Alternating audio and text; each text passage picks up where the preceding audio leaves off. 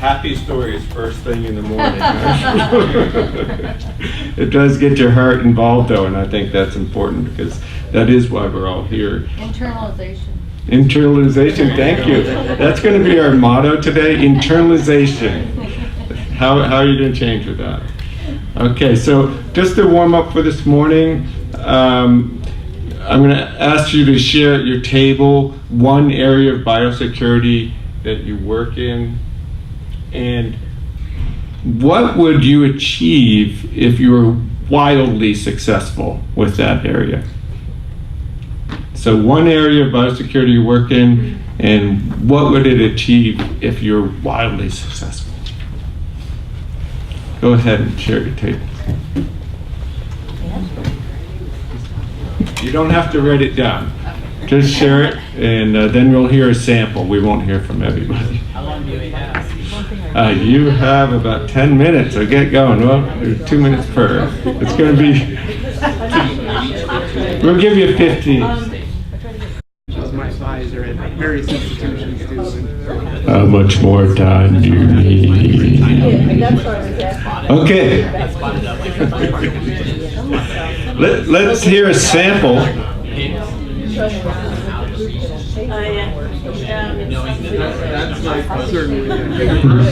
Let's hear a sample of what would it look like if your work was wildly successful. And actually, that's the European model. Who would like to share? Okay, clap to us if you can hear me.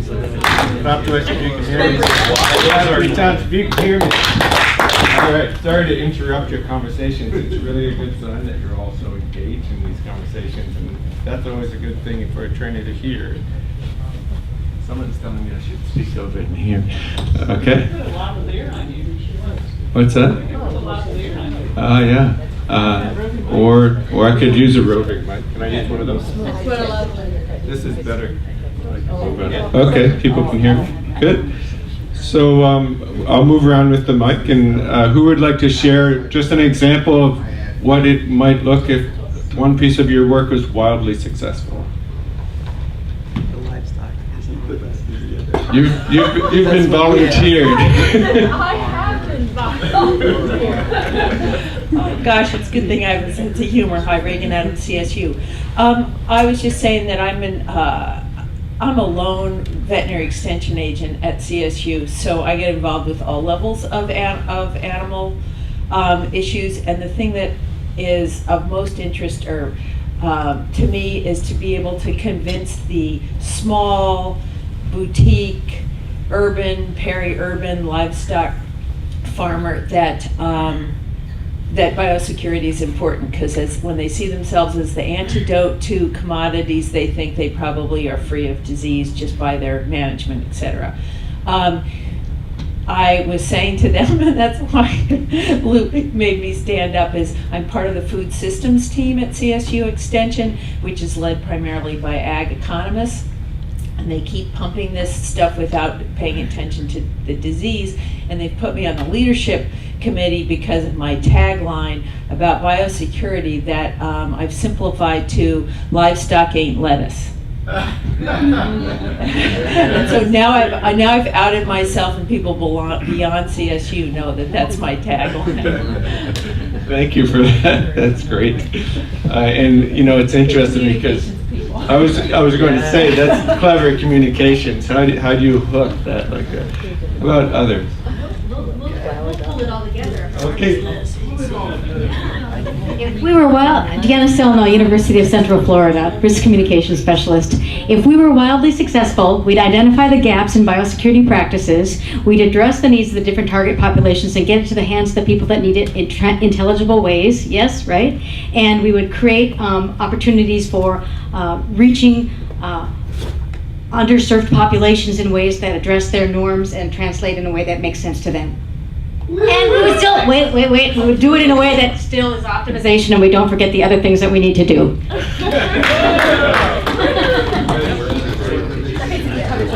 Okay, table 4, what do you got? Can you hear me? Table 4, what do you got? That's very good. Would anyone else like to share? You can volunteer. I'm the oddball out. I'm with USD and NIFA, and That's a lettuce person. yes, I am a lettuce person, and lettuce is as important as the livestock. Let us say livestock. That's all. Livestock eat lettuce, right? We're the primary producers. That being said, I had it articulated a little better before I was looking at so many people, but the fact is that I think as a program leader, program manager, I would think I'm wildly successful if we are able to identify the gaps, provide the right funding, get projects that really make a difference and solve the ag biosecurity problem. Nice. Perfect. Thank you. Spoken like a policymaker. That's perfect and funder. Thank you. Who else would like to share? Anyone else being volunteered? Yes. Okay. Okay, Ann Lichtenwalder from the University of Maine. And so we were talking about having more real-time information available to producers of various and sundry different types. So the idea of hosting a website or a suite of websites that were easily accessible with a simple search and basically told people what was going on in their region so that they could take reasonable steps. So that would take a lot of risk analysis and a lot of maintenance and a lot of transparency. I don't know if it's doable, but anyway, it was one of our ideas. Great. Thank you. That's excellent. Did someone else have? Okay. So most of the discussion around the table, actually, before it got really gloomy, was was about education.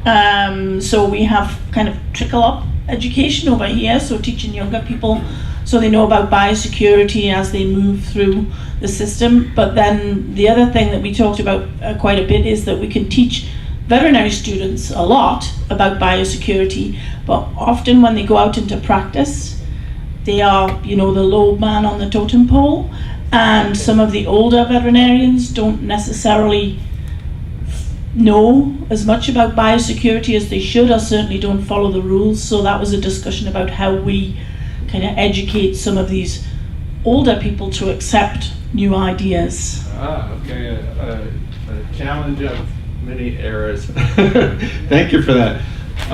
Well, it was that light is really quite something.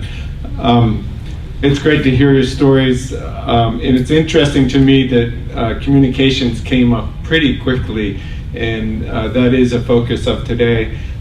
So we're now going to shift to reflect on the channels that we posted yesterday. So the stickies, and we talked about, there's a whole chart full of your sticky notes around what are communication channels that you could use to reach the end user. So reflecting on those, what makes communications most successful? Now we just heard that lettuce ain't. Either way. Yeah, right. You Right. can go either So way. for whom did that? For whom did that sort of stick in your mind somehow? Like that little. And so what makes something stick in your mind? And then what will lead to action? Those are the kinds of things that we need to be thinking about. So now's your opportunity to consider communications maybe that you've seen or heard that really seem successful. You could, like Nike is probably, Just Do It is probably one of the biggest ones you could think of. That's a particular message, but in general, what makes communication successful? And then write your response to this or responses on a card on the table, and you'll find that there's different colored cards. It doesn't matter which one that color, unless it matters to you. I don't know if you need more. So go ahead and write, in your opinion, what makes communications the most successful? Oh, we write our own. Yeah, each write your own. Cards or stickies, Matt? I'm sorry? Cards cards or stickies? Either. And we can only put Cards are one, preferable. one thing on each card? Or? No, you can have more than one item on each card.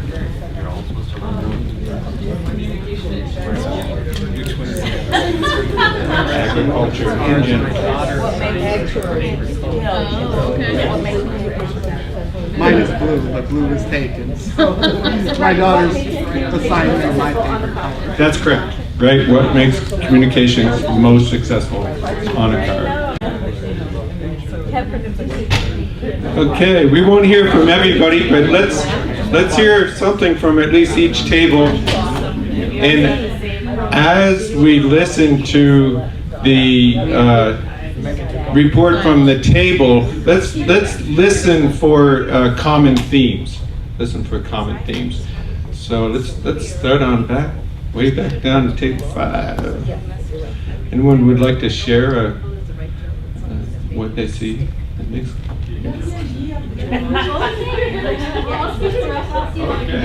you have a representative. Well, we talked a lot about being comprehensible, motivation to want to take action, and sort of in a summary, it's about achieving affective, which is motivation to attend and retain, and cognitive, which is comprehensible and intelligible to understand, and behavioral learning action. So those 3 outcomes, affective, cognitive, and behavioral learning outcomes have to be achieved, but also they have to be achieved among diverse target populations using the kinds of channels that are accessible to those populations. And Martin, I gotta get you in here. And not just to push out information on the website is not communication. It's almost as if you work in the field or something. That's incredible. It's here for. At Betsy Green, University of Arizona, our table had a lot of common themes. We had the right person at the right place, or the right information to the right person at the right time, right channel with the right outcome, which also translated to meaningful, memorable, easy to remember and apply, and also packaging the information for the group that it's going to. So whether 4-H, the same information to 4-H versus livestock producers, packaged differently. And then we had a couple other things. Timely was another thing. So. Nice, great. I like the right. I know. I'm gonna sum that up with communications. Get it right. All right, let's hear from number 2.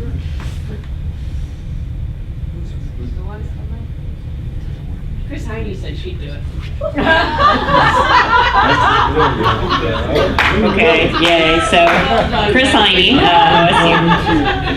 So, I would say we maybe came up with different words to summarize what other groups have said, but sticky was one of we had the common theme. So, messaging has to be sticky for it to be memorable, and there's lots of versions of what sticky messages are.